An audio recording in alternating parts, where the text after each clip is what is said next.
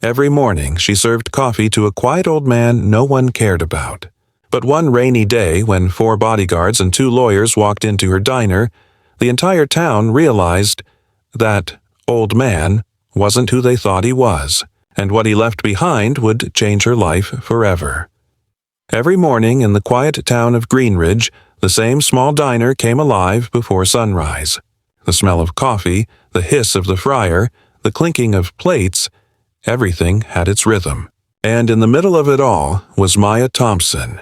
Her name tag might have said Waitress, but to most people she was the one who carried the warmth of the place.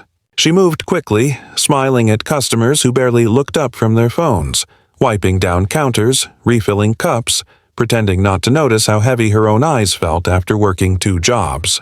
Beneath her easy smile lived exhaustion, the kind that comes from doing everything right and still struggling to make rent. Yet there was something unbreakable in her, a quiet dignity that made her different from everyone else around her. At exactly 8:30 every morning, the bell above the diner door would ring and an old man would step inside. His name was Mr. Walter Harrison. He always wore the same faded brown coat, the edges frayed and weather-beaten. His shoes were worn down, his gray hair neatly combed but thinning, and his glasses hung slightly crooked on his face. He walked with a soft tremble in his hands and a quiet calm in his eyes, the kind that made people wonder what stories he was hiding. He would always take the same booth by the window, order the same thing, a cup of black coffee, and spend the next hour watching the world outside without saying much at all. Most people ignored him. Some assumed he was just another lonely old man waiting for time to run out. A few of the regulars even joked that he came just to warm up and leave without tipping. But Maya noticed things others didn't. She saw the faded gold wedding ring on his finger, too loose now on his thin hand. She saw the way he folded his napkin neatly, as if discipline still mattered to him. And every time he left, he'd whisper a soft, "Thank you, Miss," with a sincerity that made her stop for a second. One rainy morning, when thunder rolled outside and the diner felt emptier than usual, Mr. Walter reached for his wallet and froze. His expression changed. He'd forgotten it at home. He started to apologize, his voice shaking. "I'll come back later, I promise." But Maya stopped him with a gentle smile. "Don't worry about it, sir. You remind me of my grandpa. Coffee's on me today." The old man looked at her, eyes glistening behind his glasses, and said quietly, "You're very kind, miss. Not many people are these days." Her co-workers didn't share that sentiment. Sandra, the sharp-tongued waitress who worked the counter, rolled her eyes. "You'll never get a tip from that one, Maya. He probably doesn't even have $1 to his name." Maya just laughed softly. "Some people don't pay with money, Sandra," she said, wiping down the counter. "And that's okay." From that day on, something changed between them. Maya began saving a little bowl of soup for him every shift, packing it carefully for him to take home. When he coughed, she'd slip a cough drop beside his napkin without saying a word. Sometimes, when she saw him counting coins for the bus fare, she'd quietly drop a few dollars into his jacket pocket before he left. She never wanted him to feel like a charity case. She just wanted him to feel seen. He started talking a bit more after that. Small things. The weather. The music from the jukebox. The way the town had changed over the years. But what she remembered most was his voice whenever he said goodbye. He would smile faintly and say, "You're a rare soul in this world, Maya. Someday, kindness will find its way back to you." She always brushed it off with a laugh. She didn't do it for a reward. She just believed the world needed small kindnesses, even if no one noticed. But something about him stayed with her after every shift. Maybe it was the loneliness in his posture, or the way he always lingered a little before leaving, as if he didn't want to return to wherever home was.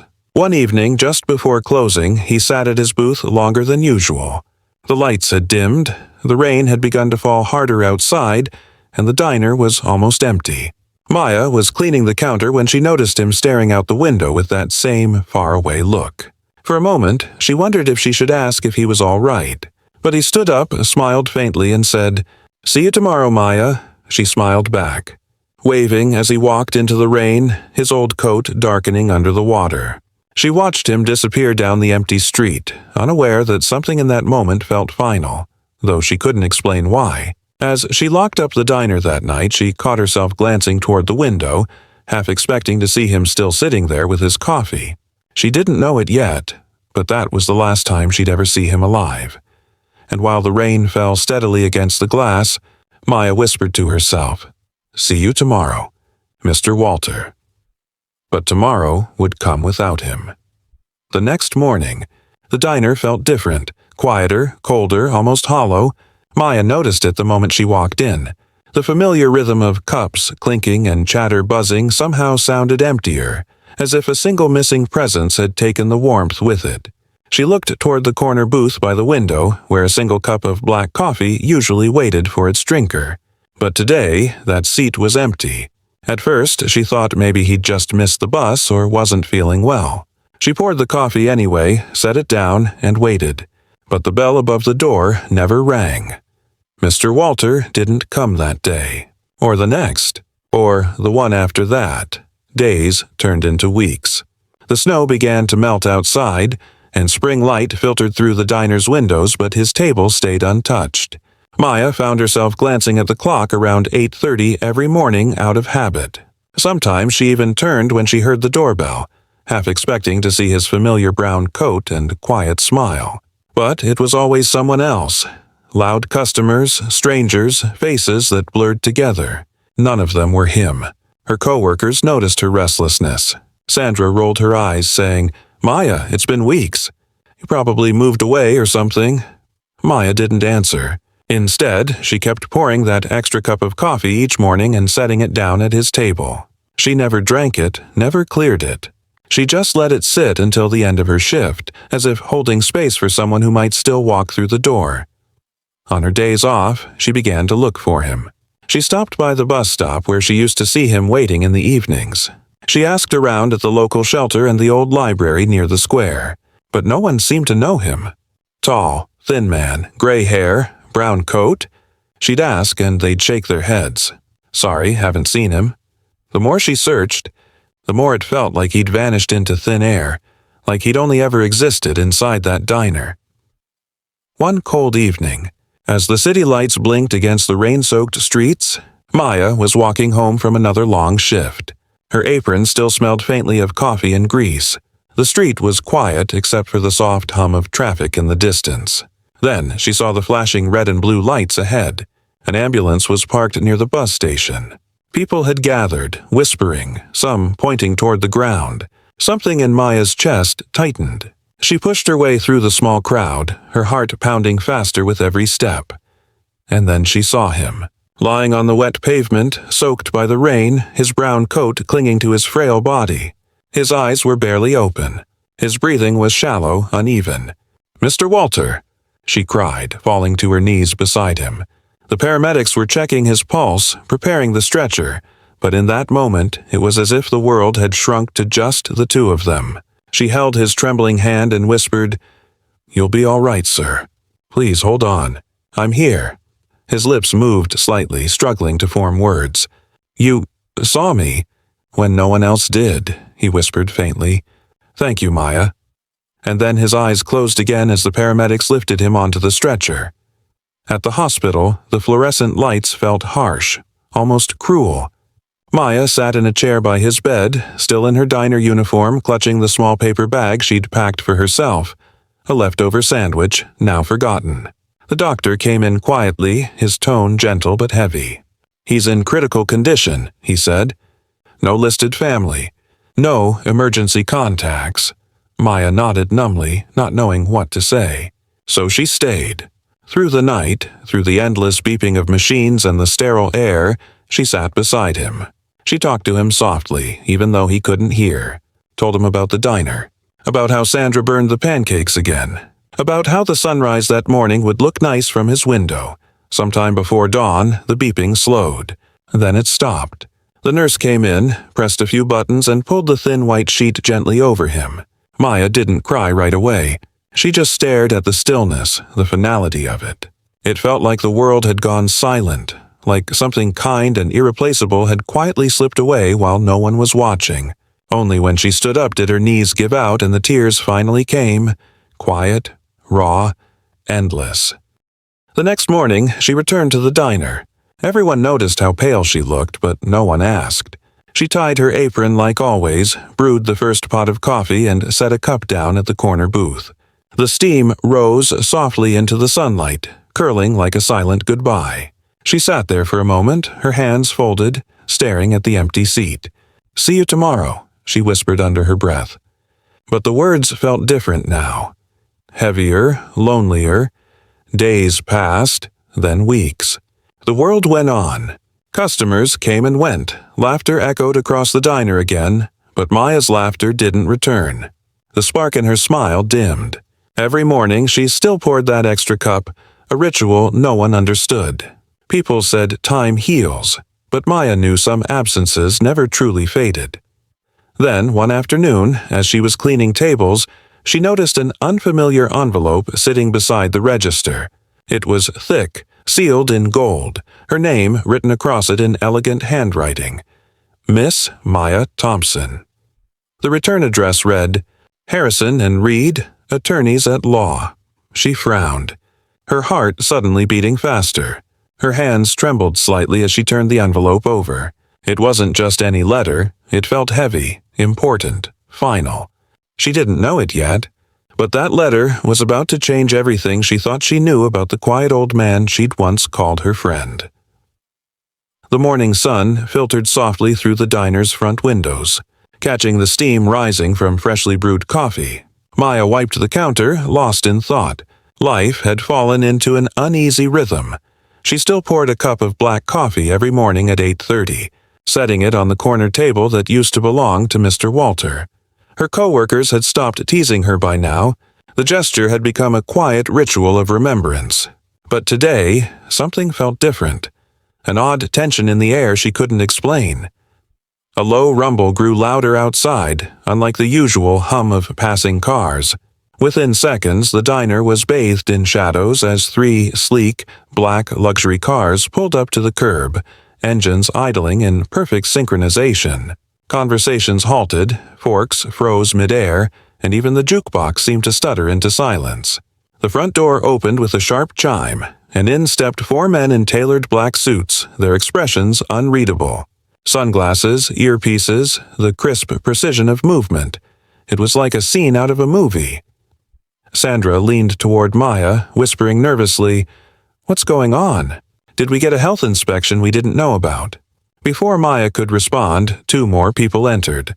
Lawyers, dressed immaculately, their polished shoes clicking against the diner's floor. The taller one removed his sunglasses and spoke clearly, his voice calm but commanding. "We're looking for Miss Maya Thompson." Every head turned in unison. Maya froze, cloth still in hand, her mind racing. She stepped forward hesitantly, her voice barely above a whisper. "That's me. Did something happen?" The lawyer gave a respectful nod. "Miss Thompson, we're here on behalf of the late Mr. Walter Harrison." The name hit her like a rush of wind. "Mr. Walter?" she stammered. "You mean, yes," the lawyer continued gently. "Mr. Harrison passed away 2 weeks ago. But before he did, he left very specific instructions in his final will. You are to come with us immediately." The entire diner seemed to exhale in confusion. Sandra's jaw dropped.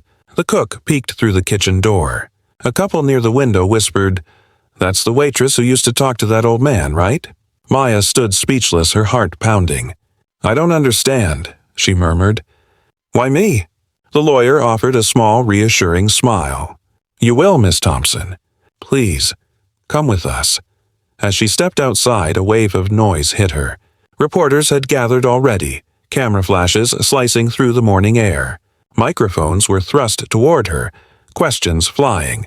"Miss Thompson, are you aware of your connection to Mr. Harrison? Did you know he was a billionaire? What did he leave you?" Maya shielded her eyes, overwhelmed as one of the bodyguards guided her gently into the back seat of a car. The convoy began to move through the streets, smooth and silent. Her reflection trembled in the tinted window as the world outside blurred past. People staring, some recognizing her from the diner. After a few moments, The lawyer in the seat beside her opened a leather folder and handed it to her. Inside were photographs, old, worn, and full of history. A younger Walter Harrison stood proudly in front of towering buildings and luxury homes, shaking hands with politicians, smiling beside foundation banners, appearing on magazine covers under headlines like "Harrison Industries donates $50 million to charity." Maya's eyes widened. Wait, he was... The lawyer nodded. One of the wealthiest men in the state. A philanthropist. A visionary. But after his wife passed away 10 years ago, he disappeared from public life. He gave up his businesses, withdrew from society, and lived quietly, testing, in his words, how the world treats the forgotten. Her throat tightened. So he pretended to be poor. Not pretended, the lawyer corrected softly. He chose humility. He wanted to understand kindness, not toward wealth, but toward humanity. Maya's voice trembled. He never told me. I thought he just needed someone to talk to. The lawyer looked at her with quiet respect. And that's exactly what he needed. You showed him something no amount of money ever could. Sincerity. He said you reminded him of the person his wife used to be, someone who believed that goodness doesn't need witnesses. Tears welled in her eyes as she looked back at the photographs. Every cup of coffee, every bowl of soup, every small kindness. It all replayed in her mind like scenes from a different life. She realized she'd never treated him differently, not once. To her, he had simply been Mr. Walter, gentle, lonely, and human. The city gave way to winding roads lined with tall trees. The air outside grew quieter, the sound of the tires soft against the gravel. The convoy turned through ornate ironed gates that opened automatically, revealing a vast estate beyond. Manicured lawns, marble fountains, and a mansion that looked like something from another world. Maya's breath caught. The lawyer closed the folder and turned toward her. "Miss Thompson," he said, his tone both formal and warm, "Mr. Harrison left something for you." The car came to a stop in front of the grand entrance. 2 more bodyguards opened her door, and the morning breeze carried the faint scent of roses. Maya stepped out slowly, her heart hammering, every step echoing against the stone path. She stared up at the mansion in disbelief. The man she had served coffee to, the one who had thanked her with trembling hands, had lived a life she could never have imagined. And now, somehow, she stood at the gates of his legacy. The lawyer gestured toward the door, a gentle smile on his face. "He wanted you to see something before we read the will," he said quietly. Something he said would explain everything. Maya took a deep breath, her pulse racing. Whatever waited inside, she knew her life would never be the same again. The heavy doors of the mansion opened with a quiet creak, revealing a world Maya could never have imagined. The air inside carried the faint scent of polished wood and old books, like a place filled with stories whispered through time. The marble floor glistened under a grand chandelier, and as she stepped forward, her breath caught in her throat. Every wall around her was lined with framed photographs, hundreds of them, smiling faces of children, families, and communities from all walks of life. Each photo had a small brass plate beneath it. Education Grant, 1998. Community Shelter Project, 2005. Hospital Donation, 2010. These were the lives Walter Harrison had touched, proof that his quiet fortune had built a legacy of compassion long before Maya had ever met him. The lawyer led her to the center of the room, where a wooden table stood beneath a beam of warm light. On it rested a single envelope, cream-colored and sealed with gold wax. Her name, Maya Thompson, was written in graceful handwriting. Her hands trembled as the lawyer picked it up, breaking the seal with care. He cleared his throat softly before reading aloud. "Maya," he began, his voice echoing gently through the quiet hall. "When the world saw a tired old man, you saw a human being. You offered me warmth when I had nothing left.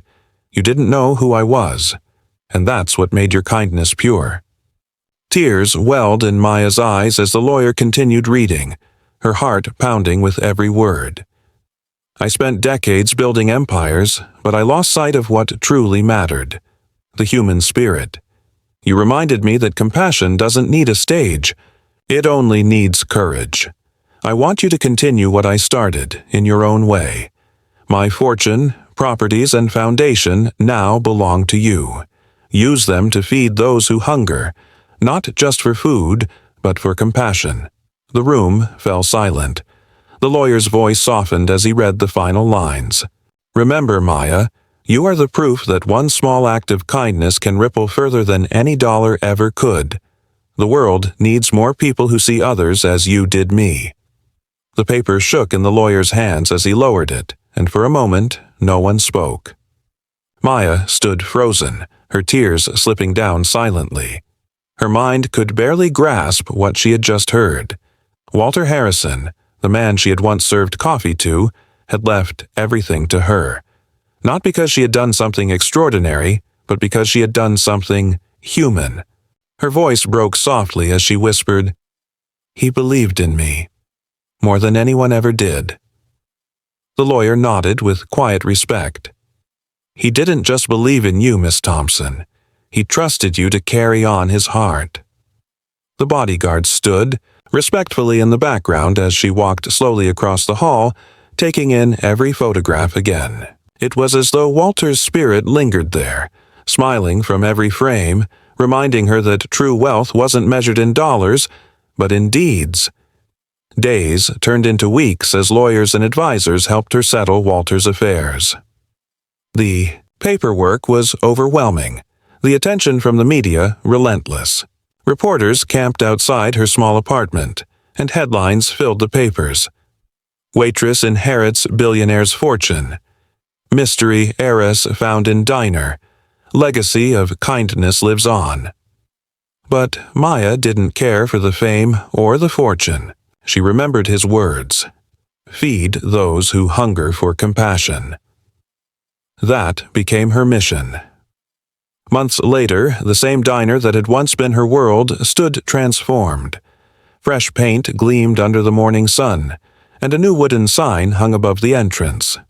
It read, "Walter's Table," in elegant lettering with a small tagline below, "A place where no one eats alone."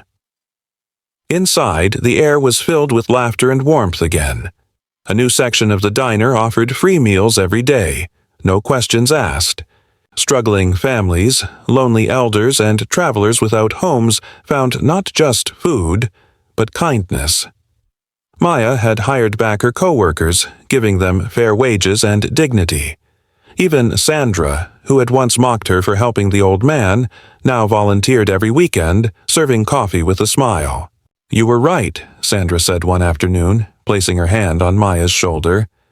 "Some people really don't pay with money." Maya smiled softly, her eyes drifting toward the familiar corner table, the one where Mr. Walter used to sit.